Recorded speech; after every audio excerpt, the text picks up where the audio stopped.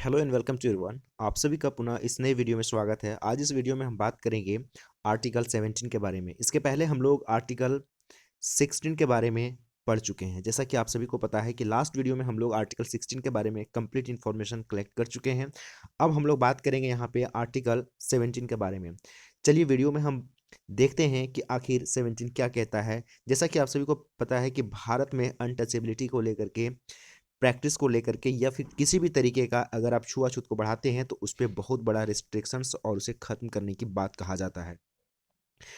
अगर मैं आप लोगों से कहूं कि आपके साथ कोई छुआछूत करे, भेदभाव करे, तो आपको कैसा लगेगा? आप एक बार सोच करके देखिएगा और अपने जहन में उस बातों को इमेजिन कीजिएगा। चलिए आज इसी के बारे में हम लोग बात करेंगे, क्योंकि आर्टिकल 17 बहुत इंपॉर्टेंट है हर एक एग्जाम प्रोस्पेक्टिव से। किसी भी एग्जाम का प्रिपरेशन कर रहे हो, चाहे यूपीएससी का हो, जेपीएससी का हो, बीपीएससी का हो, या एनी अदर कोई भी स्टेट पीसीएस का तैयारी कर रहे हो, या फिर जिस भी कभी किसी एग्जाम में अगर जीएस का पोर्शन है और उसमें से इंडियन पॉलिटी है, तो article 17 is the very important article आपके एग्जाम के लिए। मैं आप लोगों से कहना चाहूँगा कि अगर आप स्टडी प्लस के चैनल में नए हो तो चैनल को सब्सक्राइब कर लीजिएगा और बेल आइकन को भी हिट करके रख लीजिएगा, क्योंकि लगातार मैं आप लोगों के साथ में कंटेंट ला रहा हूँ जीएस को लेकर के, और आपके एग्जाम प्रोस्पेक्टिव से भी बहुत इंपॉर्टेंट है। साथ ही साथ मैं आप लोगों से कहना चाहूँगा कि अगर आप लोग नोट्स बनाते हुए चल रहे हो तो आप इस नोट को डाउनलोड कर लीजिएगा और आप लोग इसे नोट डाउन भी कर लीजिएगा। चलिए हम लोग बात करते हैं आर्टिकल 17 का। भारतीय संविधान के पार्ट 3, भारतीय संविधान के पार्ट 3 में फंडामेंटल राइट्स की बात कहा गया है। फंडामेंटल राइट्स में हम अगर पहला राइट्स की बात करें, राइट टू इक्वालिटी, तो राइट टू इक्वालिटी के अंदर ही आपका आर्टिकल 17 आता है। और आर्टिकल 17 कहता है कि किसी भी प्रकार का अनटचेबिलिटी को प्रैक्टिस नहीं किया जाएगा। अनटचेबिलिटी को एबोलिशन की बात कर कहा जाता है, अस्पृश्यता का, छुआछूत का अंत की बात करता है। आर्टिकल 17 कहता है कि abolishes untouchability and forbids its practice in any form. अगर किसी भी फॉर्म में अगर आपने अनटचेबिलिटी को प्रैक्टिस किया है तो उसे मनाही की बात करता है। या फिर अगर कोई भी व्यक्ति किसी भी फॉर्म में, चाहे कोई व्यक्ति अगर डार्क है तो वो बोले कि मैं वाइट लोगों को टच नहीं करना चाहता हूँ, तो यह भी एक प्रकार से टचेबिलिटी, अनटचेबिलिटी का प्रैक्टिस है। अगर कोई गोरा आदमी अगर कोई बोले कि मैं काले आदमी को नहीं छू सकता हूँ, तो यह भी एक प्रकार से आपका अनटचेबिलिटी की बात ही यहाँ पे देखने, छुआछूत की ही बात देखने को आपको मिल सकता है। कोई अगर गरीब है, अमीर है, अपर क्लास, लोअर क्लास, तो इस तरह का भी अगर किसी भी तरीके का अगर अनटचेबिलिटी किसी भी फॉर्म में अगर प्रैक्टिस किया जाता है तो इसका एबोल्यूशन की बात कहा जाता है, इसका फॉरबिड्स की बात कहा जाता है। आप यहाँ पे देखेंगे कि अगर कोई भी व्यक्ति किसी भी तरीके का अगर अनटचेबिलिटी को इन्फोर्स करता है of any disability arising out of untouchability, अगर अनटचेबिलिटी को बढ़ाने के लिए किसी भी तरीके का अगर उसे लागू करता हो समाज में, सोसाइटी में, या फिर नेशन में अगर बढ़ाता हो, तो शैल बी एन ऑफेंस, वह एक अपराध माना जाएगा और यह एक पनिशेबल ऑफेंस होगा, जो कि अकॉर्डिंग टू द लॉ उनको पनिश भी किया जा सकता है। यहाँ पे 1976 में एक एक्ट बनाया गया है जिस एक्ट का नाम है अनटचेबिलिटी ऑफेंसेस एक्ट 1955। ध्यान से समझिएगा कि 1976 में एक आपका जो देखने को यहाँ पे आपको मिल रहा होगा एक्ट बनाया गया, जिस एक्ट का नाम है untouchability offence act 1955 has been comprehensively amended. बाद में इसे बहुत ही व्यापक तरीके से इसे अमेंड किया गया। और अमेंड क्यों किया गया, आगे हम लोग यहाँ पे देखते हैं। अमेंड करते हुए 1955 में ही रीनेम किया गया और इसका नाम किया गया protection of civil rights act 1955। उसी वर्ष में 1955 में ही अनटचेबिलिटी ऑफेंस एक्ट का नाम protection of civil right acts किया गया और इसे कंप्रीहेंसिवली और ब्रॉडली एनहेंस भी किया गया नाम को चेंज करते हुए, ताकि large number to the large of scope, इसका स्कोप को बढ़ाया जा सके and make penal provision for more stringent, इसे और भी कठोर बनाया गया। स्ट्रिंजेंट का मतलब होता है कठोर, और से अधिक कठोर सजा इसमें क्या प्रावधान किया गया है। अगर कोई भी व्यक्ति अनटचेबिलिटी को प्रैक्टिस करते हुए पाया जाता है या फिर उनके ऑफेंस उन पे अगर आता है, तो अकॉर्डिंग टू द लॉ उन पर बहुत बड़ा चार्ज भी, मुकदमा भी चलाया जा सकता है according to the protection of civil right act 1955 के तहत। और इसे इनलार्ज भी किया गया है और इसके स्कोप को इनलार्ज करते हुए इसे एक प्रकार से पैनल का प्रोविजंस भी किया गया है, जिसमें कि ये स्ट्रिक्ट तरीके से इसे इम्प्लीमेंट किया जाएगा। नेक्स्ट अगर हम बात करें दोस्त कि इस एक्ट में the act defines civil rights, और आर्टिकल 17 के अंतर्गत जो हमारा एक्ट है protection of civil right act 1955, इसी में डिफाइन भी किया गया है कि सिविल राइट होता क्या है। As any right accruing to a person, जिस तरह से हर एक लोगों को अपना अधिकार प्राप्त है, उस तरह से by reason of the abolition of untouchability, untouchability को एबोलिशन को करते हुए जितने भी लोगों के राइट्स हैं उसको कन्फर करता है, उसको जो भी व्यक्ति उसको एकरिंग करता है, उन तमाम राइट्स को हम लोग सिविल राइट्स के रूप में जानते हैं bye article 17 of the constitution.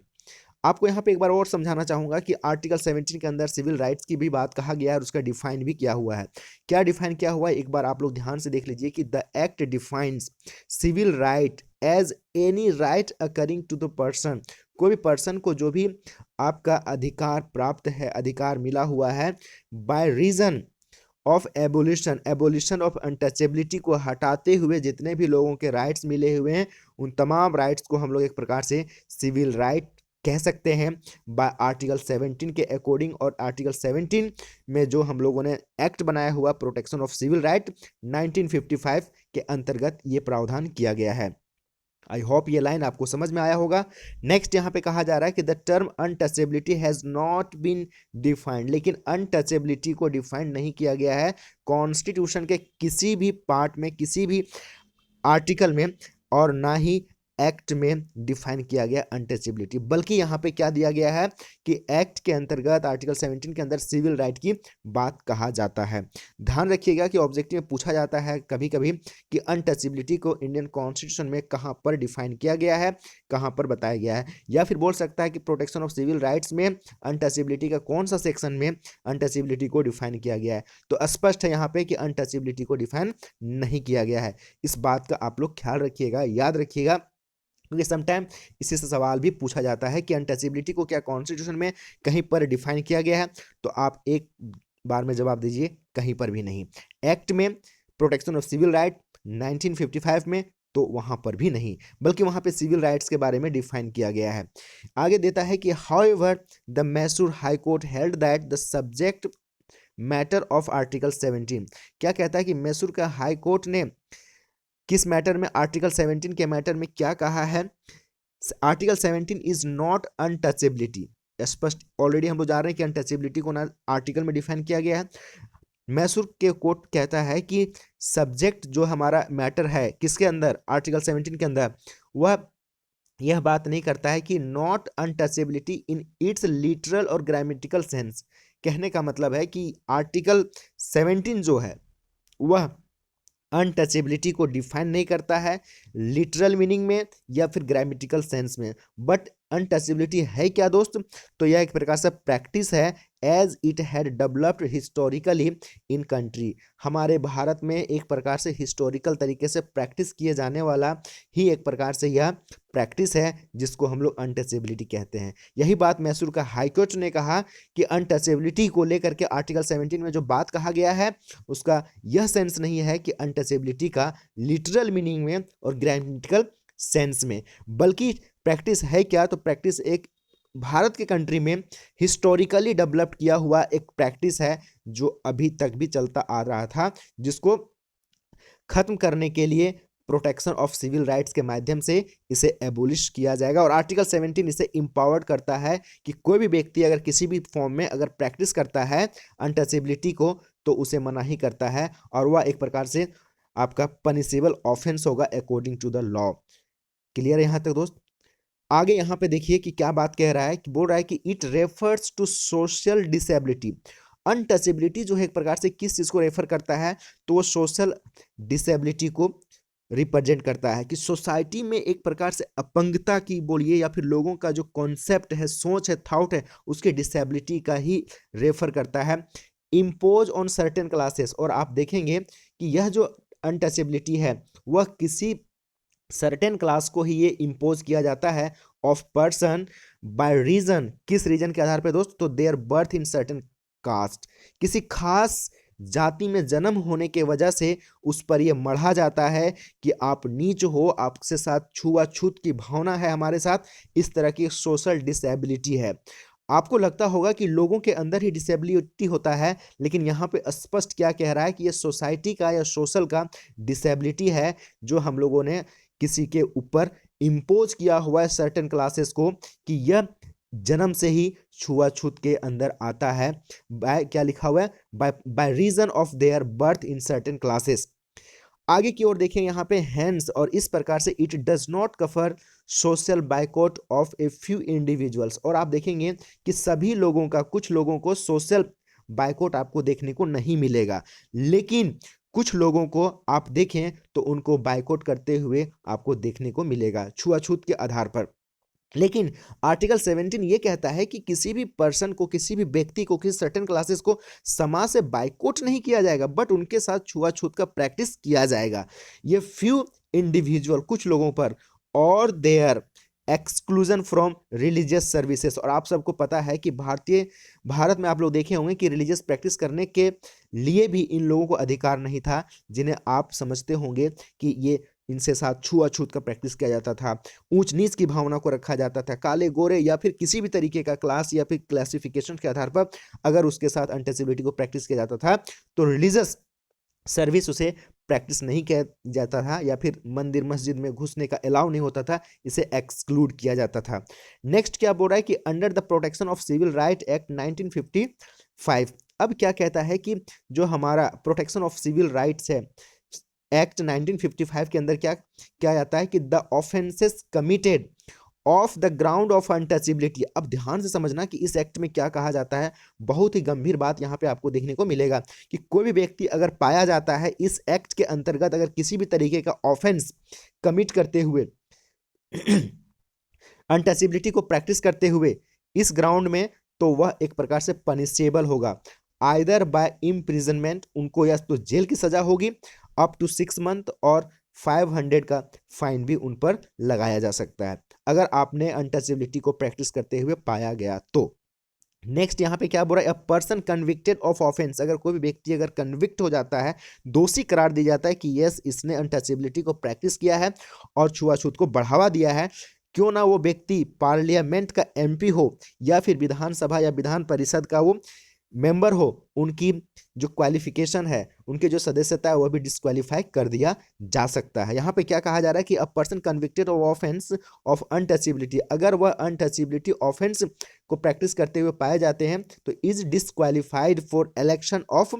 Parliament और स्टेट लेजिस्लेचर, वह चुनाव भी नहीं लड़ सकता है, और अगर सदस्य हैं तो उसकी सदस्यता भी खत्म हो सकता है, किया जा सकता है इस एक्ट के तहत। नेक्स्ट, और स्पष्ट आप लोग देखेंगे जब पीपल ऑफ रिप्रेजेंटेशन एक्ट दोस्त, तो वहां पर भी पीपल ऑफ रिप्रेजेंटेशन एक्ट में भी ये बात आपको देखने को मिलेगा कि कोई भी अगर कैंडिडेट या फिर कोई भी मेंबर अगर इस तरह के ऑफेंसेस को अगर बढ़ावा देता है, गांव ग्राम में अगर किसी जगह पर किसी शहर में अगर प्रैक्टिस को बढ़ावा देता है तो उसकी सदस्यता भी जा सकती है। नेक्स्ट यहाँ पे क्या कह रहा है कि यह एक्ट क्या डिक्लेयर करता है और इस एक्ट में क्या क्या ऑफेंसेस माने गए हैं, इसको बाकायदा आप अच्छे से देखिए। आर्टिकल 17 के अंतर्गत जो हम लोगों ने एक्ट देखा, right to protection of civil rights के बारे में 1955 का, तो इस एक्ट के अंतर्गत क्या क्या एक्ट को माना गया है ऑफेंसेस में। तो पहला है प्रिवेंटिंग एनी पर्सन फ्रॉम, कोई भी व्यक्ति को रोकने से, प्रिवेंट करने से, मनाही करने से, कहाँ पे दोस्त, तो entering any place of public worship, अगर कोई भी धार्मिक या पूजा स्थल है वहां पे अगर किसी भी व्यक्ति को जाने से अगर आप रोकते हो तो आप पर मुकदमा हो सकता है, ऑफेंस आपके ऊपर कमिट किया जा सकता है, जो आपने किया है, ऑफेंस कमिट किया है। तो प्रिवेंसिंग अगर आप किसी को रोकते हैं, जैसे कि आप लोगों को एक बार मैंने बताया था ऑफलाइन क्लासेस वाले अगर देख रहे होंगे तो, कि जब कभी भी सबरीमाला का केस में कि महिलाओं को वहां पे घुसने का अलाउ नहीं दिया जाता था, तो यह भी एक ग्राउंड था आर्टिकल 17, जो कि आपका छुआछूत की भावना क्या ही एक प्रकार से फॉर्म था, प्रैक्टिस था करने का। नेक्स्ट है यहाँ पे, और उसके बाद आपका जो धार्मिक स्वतंत्रता का अधिकार है उसका भी हनन हो रहा था। कहने का मतलब है कि बहुत सारे राइट्स है, आर्टिकल 21 था आपका, आर्टिकल 25 से लेकर के 28 तक जो आर्टिकल्स है, 17 आर्टिकल्स है, एकदम धड़ल्ले से इन लोगों का वायलेशन किया जा रहा था। सबरीमाला वाला केस जो आपका टेम्पल वाला था, महिलाओं को एंट्री नहीं देने का आफ्टर 14 ईयर्स के बाद का। यहाँ पे देखिए कि जस्टिफाइंग अनटचेबिलिटी, अगर कोई भी व्यक्ति अगर जस्टिफाई करता है, बताता है कि नहीं अनटचेबिलिटी अच्छा है, फलाना है ढिमकाना है, कुछ भी अगर बोले कि अनटचेबिलिटी को प्रैक्टिस करना चाहिए, किस आधार पर, तो ट्रेडिशन के आधार पर, रिलीजियस के आधार पर, फिलोसॉफिकल के आधार पर, या कोई भी आधार पर अगर कोई भी व्यक्ति अगर डिफेंड करता है, वो बोलता है कि नहीं अनटचेबिलिटी अच्छा है, समाज में रहना चाहिए, तो उन पर भी आपको समझ लीजिए कि वह ऑफेंस कर रहा है, वो गलत कर रहा है, अपराध कर रहा है, उन पर यह सजा हो सकता है। नेक्स्ट है आपका